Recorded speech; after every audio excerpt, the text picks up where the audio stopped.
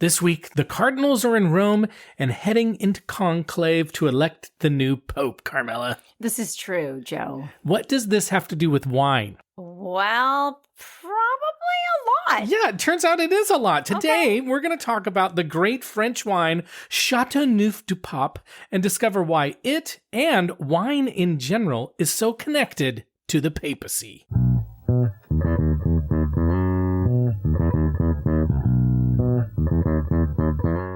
Hello, and welcome to the Wine Pair Podcast. I'm Joe, your sommelier of reasonably priced wine, and this is my wife and my wine pairing partner in crime, Carmela. Hi there. And we are the Wine Pair. Wow. If you're new to the podcast, here's what you can expect. If you love wine and want to find great wines at affordable prices, and you want to expand your wine horizons, and you want to have some laughs and fun while doing it, then you are in the right place. Each week, we explore a different wine varietal or style or brand or region of the winemaking world and learn about what makes them worth knowing about. And then we taste 2 to 3 of those wines that are reasonably priced to let you know if they're worth your hard-earned money. Nice. If that feels like your kind of party, then we are super happy to have you at our party. Oh, wow.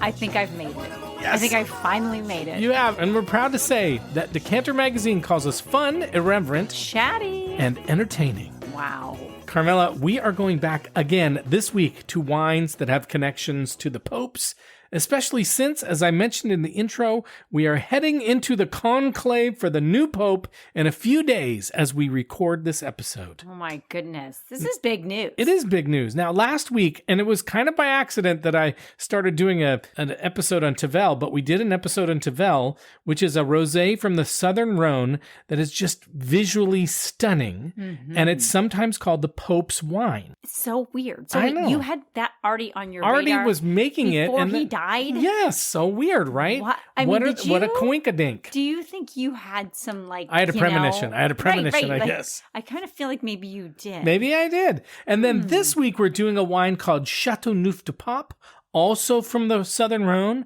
And the name Châteauneuf-du-Pape means the new castle of the Pope.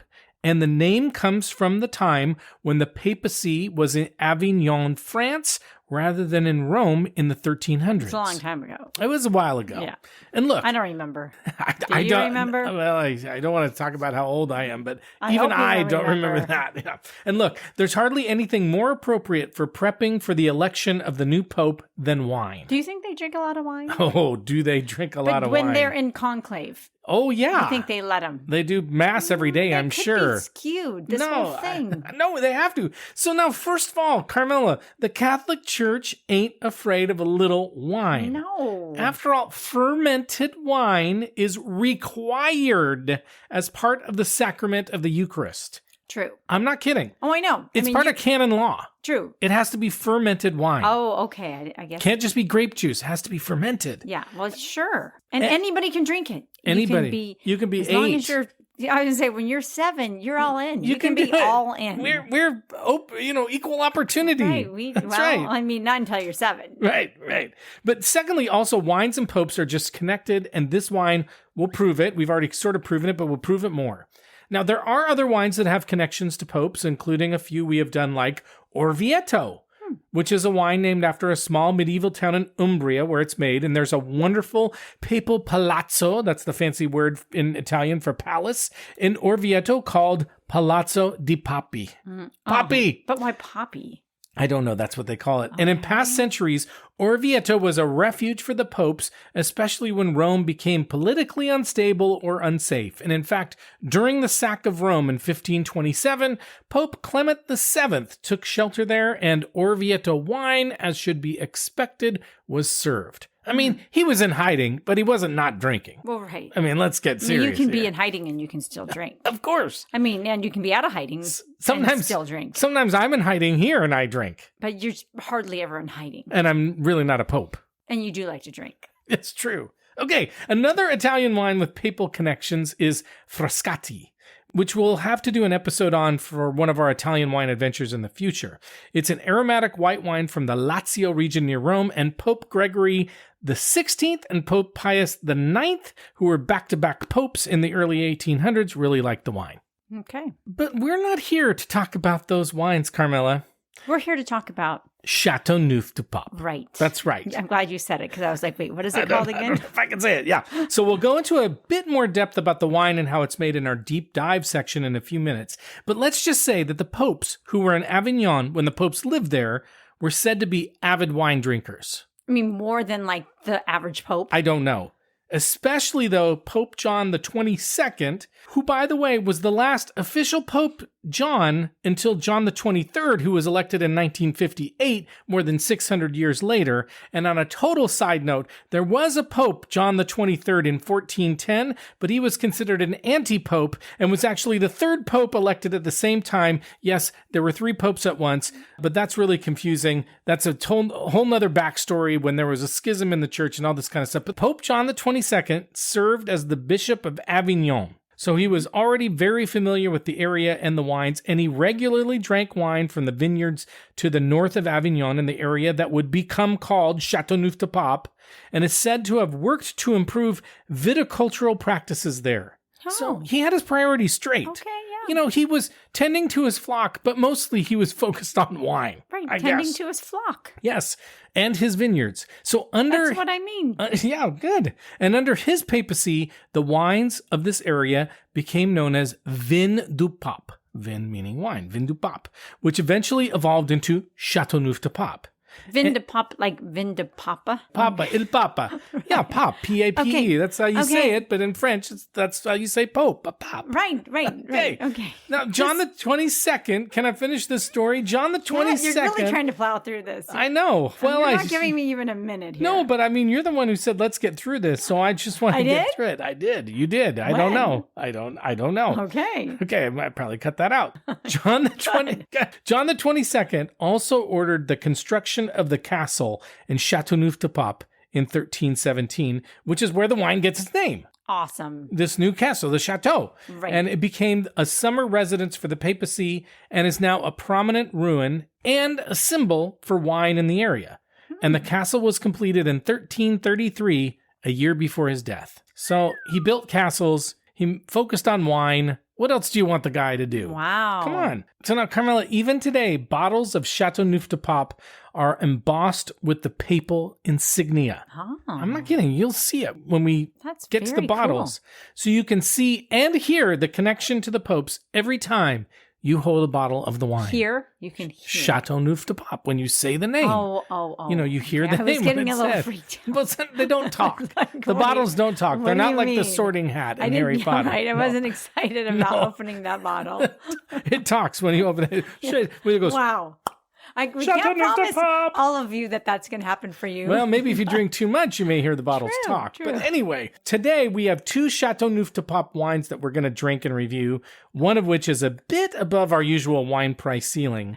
But for a special occasion like the Conclave, right. it's time to break some rules, Carmela. Oh, wait. Hopefully not too many rules. I was going to say, are broken, that's but- a bad idea. Okay, well, no, I We think shouldn't break the promote rules. that. Come on, break through. Oh, my goodness. And we have more learning to do about the wine itself. But first, You got to do our shameless plug. that's right. So thank you for listening to us and for supporting our show. And if you haven't had the chance to do so yet, now would be the perfect time to follow or subscribe to our podcast and leave us a nice 5-star rating and review to help us grow our listeners. And a huge thank you to all of you who have done that already. You can also follow us on Instagram at The Wine Pair Podcast and on Blue Sky. You can contact us on our website, thewinepairpodcast.com, and you can sign up for our email newsletter there.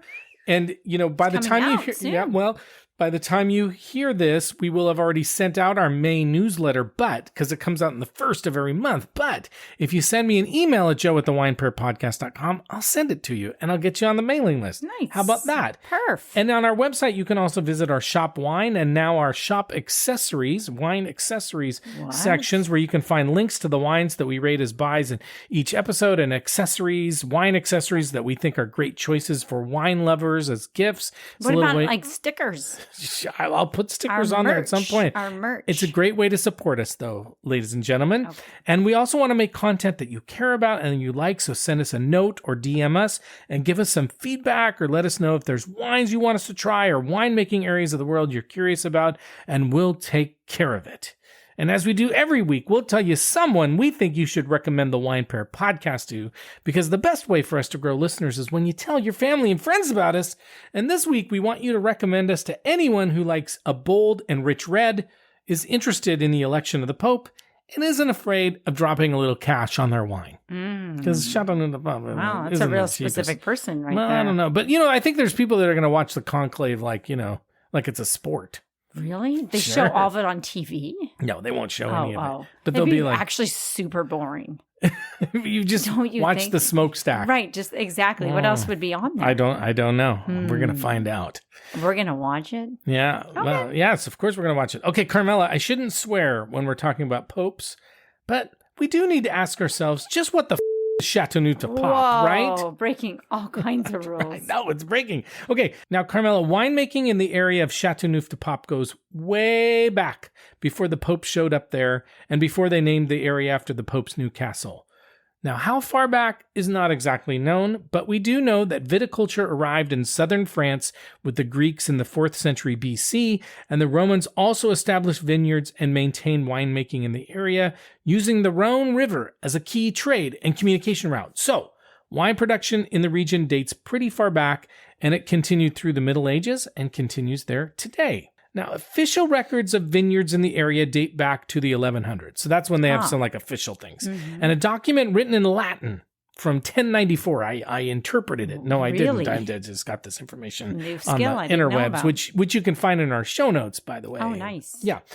It refers to the village as Castronovo, which translates to something like New Fort.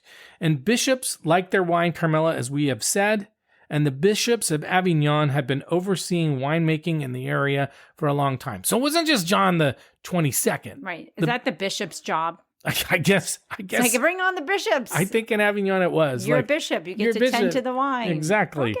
And the village was one of the fiefs of the Bishop of Avignon, where they made wine for the locals. And remember, at this time, bishops, cardinals, etc., they're more like kings or princes or lords, much more like royalty than they are today. And they were rich too. I was going to say, wow. Mm-hmm. And it's estimated that vineyards made up about 45% of the farmable land in that area, which is a lot when you consider that people at that time existed, they made their existence off of farming. So almost half the land went to vineyards. So this was important in the area. It's a big deal. You didn't have to eat. I mean, as long as you could drink. You didn't care. You were fine. That's right. You didn't care about it so much. Now, red Châteauneuf-du-Pape, which is what we're talking about today, and yes, there is a white wine version of Châteauneuf-du-Pape. It's not nearly as widely made, but the red version is primarily known for being a big, bold Grenache-based blend. Oh, okay. Now, officially, Carmela, winemakers are allowed to use up to 13 different grape varieties for both the red and white wines, although unofficially, around 20 are used in the region. That's a lot. Well, those bishops, they're a little sneaky. Well, why would you? I don't understand that. This is actually one of the things that we'll talk about this in a second that's interesting about Châteauneuf-du-Pape. But red varieties include grapes like Grenache, Syrah, Mourvedre, GSM, Cinsault, Counois, Muscadine, Picpoul Noir, Terre Noir, and Vaccarès. I don't know if I'm saying these right. You need to see this. Can we just turn on the camera for a minute? I wish you could. Now, the classic GSM blend, again, Grenache, Syrah, Mourvedre, is very common in this wine, and Grenache is usually the dominant grape. Syrah, when it's used, contributes color and spice. Mourvedre adds elegance and structure. That's what they said on the interwebs. But winemakers have the freedom to use any proportion of the allowed varietals. There's no rules. It's so funny. There's no rules. Most of the wines we drink have so many rules. They're so strict about things. These guys are like, you want to blend whatever the hell you want. As much as you want. I'm a Nobody bishop. Cares. I'm a bishop. I'm the Pope. Mess with me. I don't know about this. Well, we'll see, that's what it is. Okay. Now, hand harvesting is mandatory in Châteauneuf-du-Pape. So that's kind of interesting. Okay. And grape sorting is also required. Winemakers have to discard damaged or unripe berries. So while they're not very fussy about the blend, they're super fussy about how the wines are picked, or how the grapes are picked, and how they're sorted. How are these wines ever recreated if they have all these different grapes that they can choose from? Well, first of all, different vineyards will make different versions of Châteauneuf-du-Pape, and different years, they'll make different blends. So actually, when we talk about the wines, this is something that happens. So the winemakers can make any version of the wine they want to. Some will make a very similar blend every year, and some will just, whatever's the best. That's what they'll make. Okay. Right? So there you go. Now, for fermentation, Carmela, tradition in the area leans towards whole cluster fermentation, especially for Grenache. Now, if you remember, what whole cluster is exactly what it sounds like. They put the whole thing in there, the grapes, the stems, the seeds, the whole 9 yards. And they do that because the tannins from the stems can add structure to Grenache, which is important because Grenache can tend to be low in tannin. And it also helps it age a little bit longer. But today, many winemakers do destem or partially destem. So this is a traditional way of making the wine. So we'll see if we can tell if either of these are destemmed or not. And then fermentation typically takes place in concrete tanks or stainless steel tanks. This is a big, bold wine most of the time. And fermentation, this is interesting, fermentation temperatures are kept on the high end on purpose, and they do frequent pump overs during fermentation and punch downs. Your favorite thing, the punch downs of the wines. Just to let it all out. That's right. So there's a lot of extraction in there. They're trying to get a lot of flavor, get a lot of tannins. And this is why, one of the reasons why the wine is considered so bold. They're making a big wine. It's very active. Now, in terms of aging, traditionally Châteauneuf-du-Pape wines were aged in large wooden barrels for 12 to 18 months. So that's a long time for it to be aged. So not only does this long aging on oak bring out wood flavors, as you would expect, but because oak is porous, one of the things to know is that it means the wines get exposure to oxygen.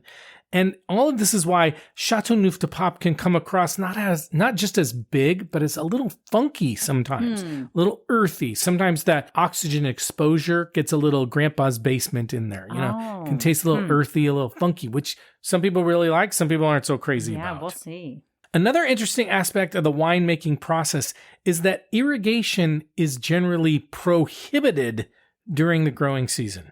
So they can't irrigate. Weird. They're only allowed if there is a drought year. They have to get special permission, and they can only do it twice during the season. So they're stressing these They grapes are totally out. stressing the grapes. And so it's funny because, again, the blend, like, hey, you guys can blend whatever you want, but you have to hand harvest. You can't irrigate. Like there are a lot of rules, just not about the particular grape blend. So that's kind of interesting.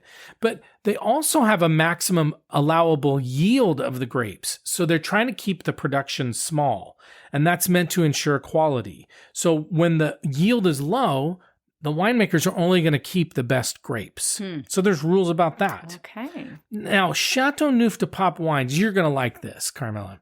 They're often very high in alcohol. Ooh, thank goodness. They range from 14% and higher. 15.5%, not uncommon. Getting crazy. These folks are getting crazy. Yeah, and they can't be under 12.5%. Oh. That is a rule. What happens then? They get slapped in the head by the just Pope. like that, like the bad egg. It goes down the bishop the just hatch. whaps Not them down the hatch, just... You know the bishops have those big canes? You get hit in the head with the cane. Yes, that's what happens. I'm not. Weird. No, I'm not. Anyway, that's not true. Okay, now Châteauneuf-du-Pape wines can retain some richness and spiciness as they age, but the focus for winemakers is to try and balance out high sugar levels with a lot of tannin and alcohol. So this is a big, bold wine, and part of the reason why it's big and bold is they're trying to balance all of these things. A lot of tannin, a lot of sugar, a lot of work. Alcohol. There's a lot of stuff going on. That's a lot, though. So I think it's time to learn a little bit more about the specific wines that we're drinking today. What do you think, Carmela? Let's do it. Okay. Are you ready? Do you think the popes will drink Châteauneuf-du-Pape in conclave? I have no idea, dear. Okay. Well, no clue. Dear. She said dear. That means I'm in trouble when this whole thing is over. I'm just telling you guys now. What kind of question is that? If she do you think I've ever dear, been in a conclave? This is dear is second only to buddy. If she calls me buddy, things are in trouble. Game over. Yeah. Okay. Usually what I would say here is that the wines we have chosen for this episode are under $25 and that all of them should be relatively easy to find. But I'm going to have to be honest, Carmela. Uh-oh. One of the wines was under $25 and should be relatively easy to find because I bought it with great fear and trepidation at Total Wine. Ooh. Yeah. Now, the second wine I bought at a local wine shop that we really like called Esquin, and it was quite a bit over the $25 range. Oh, no. What have you done? I'll just tell you more in a minute what the price actually was. But unfortunately, this is true for a lot of Châteauneuf-du-Pape. You're going to have to spend oftentimes $35, $40 or more. So this is why I wouldn't normally be on our podcast, but because it's Conclave, we're putting it on. Wow, you're just taking a lot of risks. Now you're setting your own rules, huh? I guess. Or resetting them. I'm resetting them. There's some rules I'll follow and some I won't. I'm still waiting. I'm kind of still curious about this price point. Okay, well, just wait. Okay, Châteauneuf-du-Pape should not be super hard to find if you go to a decent wine shop or store with a good wine selection. You're not going to find it at your local 7-Eleven. You're probably not going to find it at Walmart because of the price point. And again, we feel like we have to cover it because, it's one of the great wines of the world. And so we had to find an opportunity to do it. And also, again, because the Pope's Conclave, we're doing it. We like any excuse. That's to drink expensive wine. Right. That's right. So the first wine we're going to try today is the 2023 Marc Bonadieu Châteauneuf-du-Pape. That's the one I bought at Total Wine, and it was definitely the least expensive Châteauneuf-du-Pape that I could find. I mean, not just at Total Wine, but anywhere. Oh, boy. It's hard to find an inexpensive Châteauneuf-du-Pape. This could be frightening. It could be. It could be terrible. But it's really hard to find a low-cost Barolo. Like, you're just not going to find them. Okay. Oh, boy. Okay. And that is actually why I went to Total Wine, because I wanted to see if I could find one that was relatively cheap. And it's also not a winery direct wine, which I find shocking, because I still think that the vast majority of the swill, and I will say that swill, that they sell at Total Wine is winery direct. So I'm happy that it's not a winery direct wine. So it gives it a little bit extra props. Consideration here. Now, I couldn't find a lot of information about this wine. I couldn't find a website. I couldn't find an Instagram account.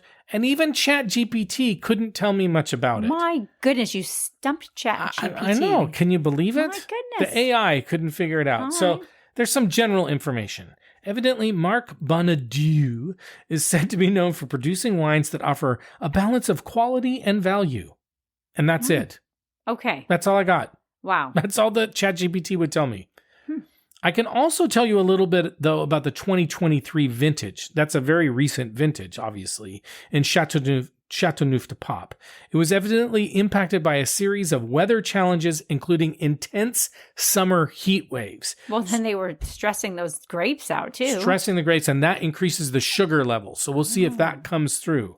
But despite these challenges, the wines produced were said to be in 2023 of generally good to very good quality with descriptors like alluring, sexy, perfumed, and juicy. Whoa. So that sounds like how I am often described. That's how I describe you to people that don't know you. He's What's sexy your husband like? and perfumed. He's so alluring. Sexy, perfumed, and juicy. Ooh. I don't know about this. Wow. I thought you'd be like, yes, totally. So anyway, I think we need to move to the next one because I can't find it much else. Okay. So the next wine we're going to drink is the 2020 Domaine Baptiste Hillaire Le Pas d'Agné Châteauneuf-du-Pape. Wow. I know. I don't know if I said Nice it right or job. not, but there's also not a lot I could find out about this wine. But I can tell you that Baptiste Hillaire is the son of a relatively well-known winemaker from the area named Olivier Hillaire. Okay. And you can find his wines online for sure. Now, Baptiste evidently made wines alongside his father for years before he started his personal label. And the Hillaires are known for making Grenache-driven wines from small estate plots. Now, Jeb Dunnock gave this wine a 93 rating. So that's pretty high. Mm-hmm. And according to one website, the blend is definitely Grenache heavy at 90% Grenache and 10% Syrah. But kind of what we were talking about earlier, I've seen different vintages and they have a very different blend. So they tend to be Grenache heavy, but this one being just Grenache and a little bit of Syrah is unique every year. Like this is a unique thing for 2020. Now, the one description I saw a few times online gave a few clues about this wine as well. It said, Hillaire's 8 hectares of vineyards, that's about 20 acres, so that's considered pretty small. It's only 20 acres. Sits on Châteauneuf's famous galets rouges, that's quartz pebbles for the soil. And they retain heat from the afternoon sun and release it overnight, letting the grapes ripen slowly to perfection. And the wine rested in stainless steel vats, preserving its fresh fruit character. That's what they said. Goodness. Yeah. The way you read it just makes kind of exciting. Yeah. Brings it all into focus. Brings it all together. That's my job. Okay, but that's about it, Carmela. Wait, but you never said how much it cost. I will get there. I always do in the next section. So we'll get there in a second. There's another section. 168 episodes and she's still figuring out how we do this. Okay. So we need to drink this wine of the Popes, Carmela. So we're going to take a quick break. We'll be right back. But if you have these wines, if you have a Châteauneuf-du-Pape or something similar, French wine, a red wine, whatever, drink along with us, get those participation points, and we will see you in just a second. Okay, we are back and we are ready to try our first wine. This is the Marc Bonadieu Châteauneuf-du-Pape from Rhône, France. It's a 2023 vintage. It was $19.97 at Total Wine, 14.5% alcohol. And they say it's a Rhône blend, so I'm guessing it's a GSM, a Grenache sur Mourvèdre. And I couldn't find a professional rating, but Vivino had a 3.9. So let's talk first about the bottle because you can see the embossed, the Pope's insignia there. Yeah, it's very cool. Yeah, hat, it does feel keys. kind of religious. It does. It's a holy wine. Holy wine. But no, it's pretty, very pretty, and it's a pretty colored wine, I would say. Yeah. What do you think the color is? I mean, it's deep red. It's deep red, but it's see-through. Like it's not opaque. Mine is, I don't have as much in my glass, maybe, though, too. Maybe that's why. I mean, yeah, it's a nice red. It's got a little shimmery red at the bottom there, too. Yeah, it's pretty. I think it's a pretty wine. It is really pretty in the glass. I think it's kind of a ruby. But it's not opaque, so it's very pretty. Okay, well, let's smell it. What do you think? Well, I'm getting a lot of fruit. I'm smelling cherry. For sure. I'm also getting a little bit of molasses on it or honey even. Okay, sweetness. You're getting sweetness. Definitely a sweet wine. Fruit forward. What else are you getting? I'm getting like smoke, a little bit of leather on it. Oh, okay. I even feel like maybe there's a little bit of like cinnamon, like warm spices, baking spices. Yeah, 100%. Like clove almost, a little bit of clove too. Yeah, I'm getting cherry, maybe a little bit of plum, but I'm thinking more cherry, like a dark cherry. It's very nice. Almost, on the first smell, I got a little bit of red rose too. Yeah, perfumey. A little perfumey. Okay, well, let's try it and see what we think. Okay. It's very cherry flavored. It is. Not as dark. Like I was thinking of a real dark cherry on the nose, but it does have a little bit more of a tart cherry on the taste. What do you think? Yeah, I agree. And it's very tannic. Like at the end, it dries off. You can almost taste a little bit like, again, tannin. You kind of get this tea, like black tea kind of taste and feeling on your tongue. How much alcohol's in this one? 14.5. Yeah, I can taste it. You think so? I do. I think overall it's decently balanced though. Yeah. No, I mean, it does taste a little hot. Like when you're. It is. Not that it's not ruining the taste or changing the taste much, but I can tell it's high alcohol. I think you're right. And I'll just say this too. One is it's a 2023, so it's very young. And these wines can age. So my guess is if you took this 5 years later, you're going to have a different experience, maybe 10 years later. The other thing is I didn't open it up. The second one I opened up the same time I opened this one to give it a little bit more air. I think this is a wine that you should decant. I think this is a wine that you should open up early, let it air for 30 minutes or decant it with in a decanter with an aerator and let it get some air to it. Because I think it's going to mellow out. I do think it's a little hot. Yeah. It's almost got a little of that like cherry cough syrup to it. Yeah. I mean, it's good. That type of medicine was always kind of welcomed.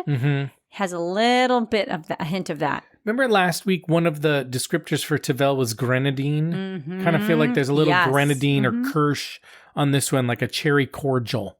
Yeah. Like, or the inside of a, chocolate cherry. Yep. I totally agree. And those have a little bit of alcohol in them, don't they usually? Yeah, for sure. Mm-hmm. And in fact, I almost feel like I'm getting a little bit, now that we're bringing that up, I almost feel like I am getting a little chocolate on it. Okay. A little coffee Mocha, or chocolate. something like a dark. Yeah. Yeah. Almost like a bitter, like a baking chocolate, cocoa or something. Yeah, Cacao. I think so. Cacao. I will say, I don't, it's not stunningly complex or anything, but it's a nice drinking wine. Like, I think this is a wine that a red wine drinker, like who likes a bigger wine, would like. What food would you pair with this? Well, Marc Bonadieu Châteauneuf-du-Pape. I think you could do. It's fun to say. I know you like to say it. I do think you're going to want to do. I mean, for some reason, I'm kind of thinking about like a meat sauce. Yeah, something like a ragu, rich, meat that's been cooking all day. It would go really nicely with that. I think you're right. Like a lasagna with meat in it or something. Yeah, it tastes like a Sunday wine. It does. You made this pasta bake the other day for our son. It's pasta baked with meat and cheese would be perfect. Tomato sauce. Yeah, it'd be really good. But I also think like charred meats would be really good. A good steak would be really nice with this charred wine. Charred veggies with it too. Yeah, even a nice thick cheeseburger. Something greasy would work really well with this too. Something with a lot of fat. Don't you think it's a Sunday wine though? It's totally a Sunday dinner wine. I'm not saying it's not a party wine, but it just, even the look of the bottle. It's kind of elegant. Yeah, pretty. But it feels sort of like just like a Sunday family dinner wine too. Or a Sunday mass wine. Well, that's obvious. Come on. That makes perfect sense. Yeah. But the wine at church isn't as good as this. Oh, no. No. Yeah, we're not drinking Châteauneuf-du-Pape. I hope not. You should be. If you are, you're going to a really fancy church. Yes, for sure. Maybe that's where the Bishop of Avignon is. Maybe. And he'd be like, okay. All right. Let's rate this wine. As a reminder, on our rating scale, we rate on a scale of 1 to 10 with no half points. Now, when we put our scores together, we may have half points because that's the way math works. But you and I just do whole points. Right. 7 and above means we're going to buy it. 4 below means we're going to pour it down the sink. And a 5 or 6 means it's good. Like, it's good. I'll drink it, but I'm not sure I'm going to buy it. Okay. So what would you give this Marc Bonadieu Châteauneuf-du-Pape? Well, I feel like there's a specific reason to buy this. Okay. I don't think we'd have it at a party. I'm just thinking of myself. I could see actually myself gifting it to you during this time. Okay. Because of the conclave. Right. I like it. So I could definitely see this being a specific wine to buy for specific reasons. So I would buy it. I'm going to give it a 7. Okay, you're giving it a 7. That's really interesting. I'm actually a little surprised. I'm actually giving it a 6. Okay. I like it. I would drink it. If somebody served this, I'd be very happy drinking it. I don't know that I love it. No, it's not a lovable wine for us. But not for us, we tend to not like really big, bold wines. And I'm not even saying this is the biggest or boldest wine, but it is very alcohol-y and it has decent balance, but I don't think it has great balance. And it's not super complex. So I'm giving it a 6 as like, it's super drinkable.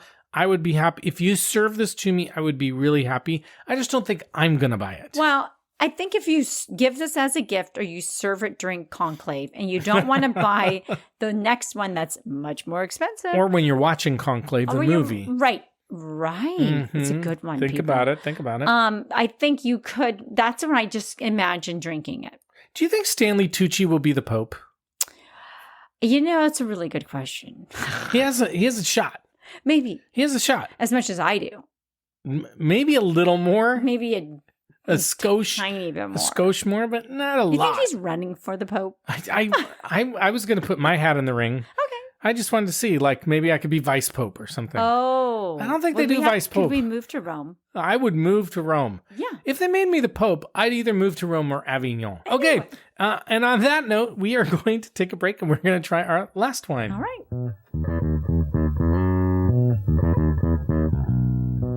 Okay, we are back and we're ready to try our last wine. This is the Domaine Baptiste Hillaire Le Grenache-focused Châteauneuf-du-Pape, also from Rhône, France. It was a 2020 vintage. Carmela, here we go. $37.99. Wow. Wow. So it really was quite a bit of the bank. And I have to say, it was on the cheaper end for a Châteauneuf-du-Pape. Spending $50, $100, not unusual. So this is, we're trying less expensive as we would for our podcast, Châteauneuf-du-Pape. But this is why it's very difficult for us to do it on this podcast. But because it's Conclave, we're doing it. Okay. We got it at Mad Wine, also known as Esquin, 15% alcohol. Oh my God. You just look at it and you're drunk. I know. 90% Grenache, 10% Syrah. Jeb Dunnock gave it a 93, and Vivino gave it a 4.1, which is one of the higher Vivino scores I've seen. But again, very pretty bottle. Mm-hmm. It's similar look. Yeah, the label I don't think is super, fancy, but I love the embossed bottle. Yeah. They're very pretty. Now, what would you say about the color? I think it's pretty similar. I think so too, although I think it's even a little bit less opaque. And it's got a bit of a Pinot Noir color to it. A little bit. I would agree. Yeah, lighter. It's, what would you call that? It is kind of a ruby. Yeah, I think they're very pretty wines. They are really pretty. They do shimmer in the glass. Like when you get it, that's why it also reminds me of a Pinot when the light is bouncing off the glass. It's just a really pretty red in there. Yeah, they look young. Actually, they do. Although this one is a 2020, so it's it's 6 years old, so it's old enough to drink. Not a baby. No, or 5 years old, I should say. I keep thinking it's 2026, but it's only 2025. My God, what are you this year is taking forever. Are you serious? Yes, so much stuff has happened, and it's got a little bit of, I would say, around the rim of the wine. It's got a little brown. It's got a little brown tint. Just a touch. Yeah. Just a touch, though. Okay, well, let's smell this one. What do we think? So it's still fruity. I don't know if it's quite as fruity, but I'm still getting cherry on it. You can actually get a little bit more of like matchstick or smoke on this one, I think. I'm also getting cherry. I'm getting rose again. I'm getting a distinct rose. Like a dried rose, fresh rose. I think fresh. I do think it's a fresh rose. And this one has more richness to it. It does almost smell a little tiny bit syrupy. Yeah, like it does. Cherry syrup. Right. I would agree. Again, back to the cherry cordials, I think, too. For sure. And definitely I am getting herbs, earth. Like it's got a little earth, a little dirt on it. I'm actually getting a little bit of licorice on it, too. Oh, black licorice. Yeah. I like that. Saltiness, too. Almost like a salty black licorice. Yeah, a little bit. But it's got a lot of complexity. It's got a little bit of wood on it. It's got a little bit of, I don't know quite as much leather, but it's got a little bit going on. Yeah, it's very nice. Gunsmoke. Okay. Like gunpowder. I like the smell. It's a complex, nice smelling wine. Okay, well, let's taste it and see what we think. Oh, that's nice. That's a really nice wine. It's compared to the last one. Now, again, you can taste the dollar signs. You can, but I will say this. It's a little older. It was opened up a little bit longer. True. So I think it's already getting a little bit, it had some advantages. More of attention. Well, it had a little bit of advantages. Right. But I also think it is a more complex smelling wine. Flavor-wise, rich cherry. Smooth. I think it's smoother. It's 15% alcohol, but it doesn't, it tastes like it has alcohol in it. I still think this wine could age, but it's more balanced. For sure. And but it's a rich cherry, black cherry. It does have that cherry cordial to it. A little bit, again, of that grenadine, but it's also, I'm tasting smoke and rock and, those kinds of flavors as well. Maybe even a little bit of, I know I'm kind of talking a lot, but a little bit of vanilla maybe as well. Not really getting that vanilla, but no, I definitely think there's a dark cherry component, and I think the cocoa was coming through in this one in the taste a little bit more. It's a little mellower. You can taste, like you said, you can taste the alcohol, but it's a little, just the smoothness kind of rounds it out with, like I said, a little bit of cocoa. It's nice. I do think it's young. It's still got a lot of kind of alcohol bite on it and a little bit of tannin bite on it. And I think it would do well if it sat for 5 more years, I think. Oh my. I really do. But it's a nice wine. It's a nice wine. Anything else you're tasting before we go to what we'd eat with it? No, I think that you covered it. Yeah, we covered it. Okay, nice. Well, what would you eat with this wine? I think the same kinds of similar things, but I think you could this is not just the Sunday wine. I think you could do like a nice flank steak. Oh, yeah. Too, or rolled, like brochet, like with, something, a flank that's rolled with lots of yummies inside it. But yeah, it's definitely a meat wine. It's a red meat wine. It's a steak wine. A little filet mignon. Yeah. You do with it. A little fancier. Steak tartare. Maybe it's just because it's more expensive, but it does feel a little fancier. It does. It's a nice wine. I think it's very versatile. I actually think you could have it with chicken. I think it would be good with chicken dishes. I think it's a very versatile wine. I think you could eat it with a lot of foods. Pasta, dinner would be great. And I do think it is a crowd pleaser. Like if you have a lot of red wine drinkers with different palates. I agree. I think everybody would enjoy it. Yeah, I agree with you. I think so too. This is, again, if you have a bold, like somebody likes a bolder wine, like if you got somebody who's like tends to be kind of a California Cabernet drinker, and you gave them this, I think they'd be super happy with it. And what's nice about it is it doesn't have any of those grapes that you'd find. It's Grenache, it's Syrah. Well, maybe Syrah, you find that in California, but it's a different wine, and it's really rich and nice. So yeah. I really like it. What rating would you give this wine?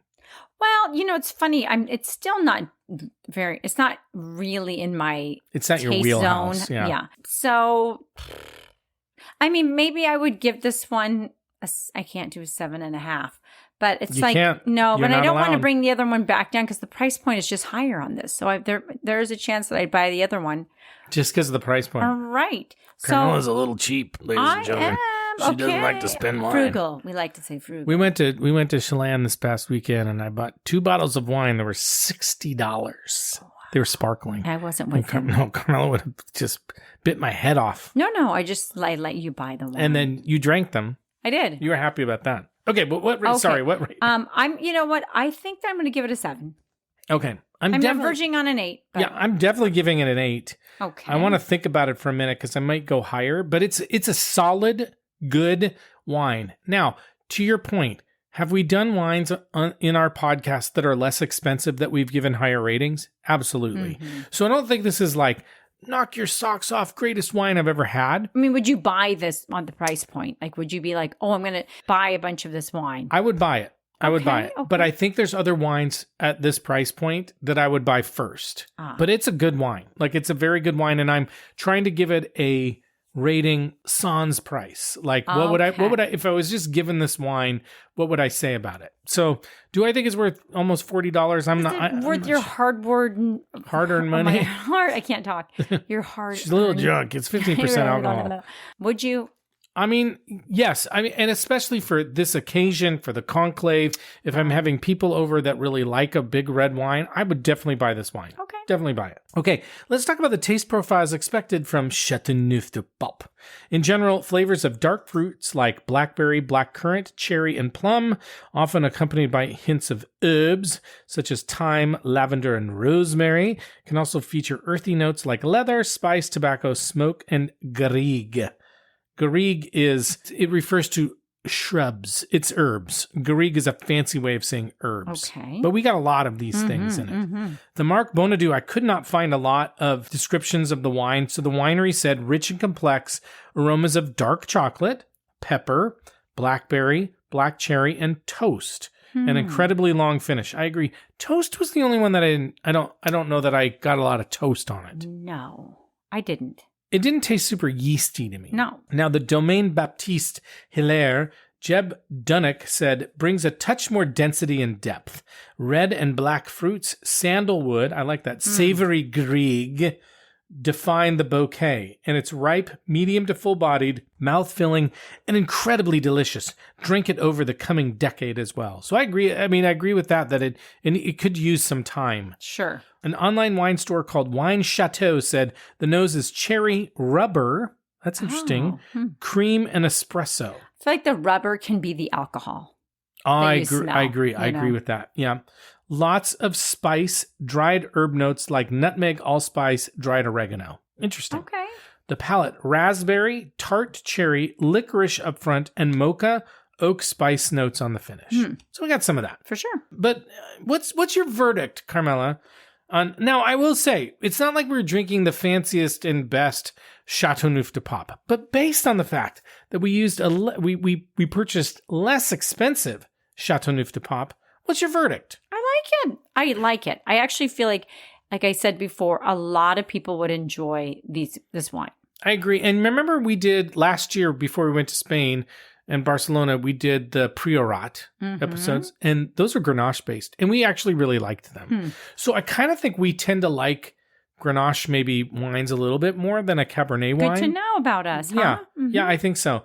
But I agree. And I think, again, for the occasion, super fun. Right. Come on. I so agree. If you can match a wine to an occasion or a theme, it's so much cooler. It's so much cooler. Love it. Yeah, super fun. Okay, Carmela, it's time for us to go. But before we do, we want to thank you very much for listening to us. And if you haven't had a chance to do so yet, now would be the perfect time to follow or subscribe to our podcast, and also a fantastic time to leave us a nice 5-star rating and review.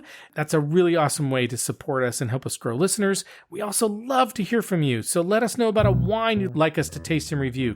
We love to hear feedback. What do you like? What do you don't like? What are your favorite parts of the show? What are your least favorite? Let us know. You're really opening up. I want to know. We'd love to hear from you. We always respond to our listeners. So you can leave a message for us on our website, thewinepairpodcast.com.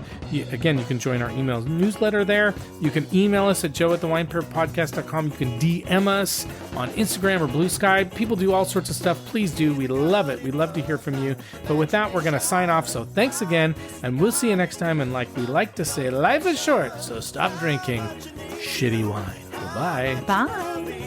And the happy ending at the end of our story. Always think too much, always drink too much, always pray too much.